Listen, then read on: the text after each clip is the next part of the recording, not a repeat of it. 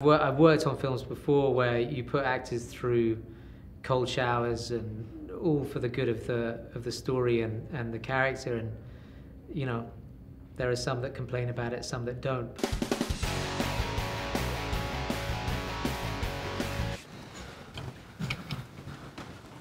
Do it.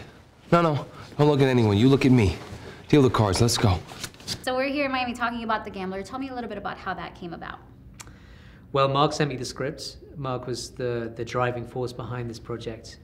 He fell in love with the character, I think, and it was very much his passion project. So he contacted me, and I fell in love with it as well. So he lost a lot of weight for this movie. He was kind of on that liquid diet. Was he ever like in a really cranky mood? Did that help for the character? Yeah, I mean, I guess it probably did help for the character, so he channeled it well.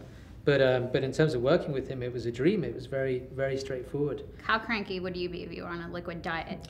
I think I'd be much crankier than he was. Very hangry. Yeah. So hungry, angry, angry. I like that. That's good. So Mark Wahlberg is not only the star, but the producer. So is it a different dynamic when your lead also happens to be one of the bosses? Well, I don't see producers as my bosses, so I think it's a collaboration. You know? Right. I mean, it comes down to making sure that you're on the same page, and provided you are, then obviously it's all good for the project. So he came onto set every day as an actor, and really just to focus on his character. And he's a very collaborative actor, a very collaborative movie star, because not all movie stars are like this. He's somebody that I think is very understanding of the different jobs that go into filmmaking, and gave me a lot of leeway to do my job. A lot of the people who got like a sneak peek on the movie were like, man, Mark Wahlberg's character just pisses me off. Like, why not just stop, you know? What is it about the whole scene that makes someone so addicted to? Well, I don't see him as an addict. I see him as a guy who doesn't stop purely because actually what he's trying to do is get out, to escape. So it's sort of like a guy who, you know, if we all live our lives and we're all living by the set of rules that have been put upon us, but we don't actually like ourselves, then I think it takes a very brave person and a very driven person to actually blow it all up. And that's kind of what Jim's story's about. He's trying to start his life again. And John Goodman told us he didn't like acting in a towel. Did he tell you that? Yeah, he told us that. How much convincing did you have to do? And he had to shave his head too. It's testament to his commitment. Didn't hear anything about that. No, I mean, look,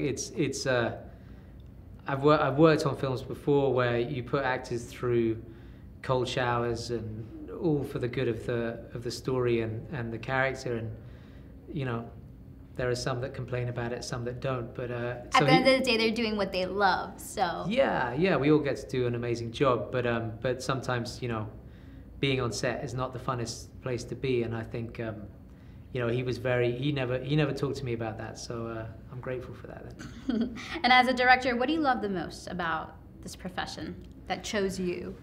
I guess it being able to tell stories. You know, I love stories. I love books. I love all form of kind of narrative, and films for me is this amazing medium where you get to combine so much: music, sound, imagery, and create a kind of I guess a form of entertainment, because that's at the end of the day what we're here to do, to entertain.